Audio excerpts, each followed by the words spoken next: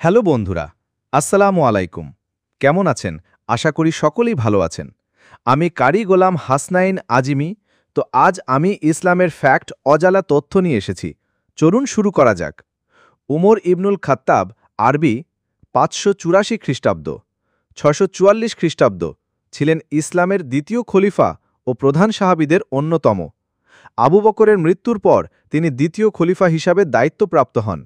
উমর ইসলামী আইনের একজন অভিজ্ঞ আইনজ্ঞ ছিলেন। ন্যায়ের পক্ষাবলম্বন করার কারণে তাকে ফারুক আরবি সত্য মিথ্যার পার্থক্যকারী উপাধি দেওয়া হয়।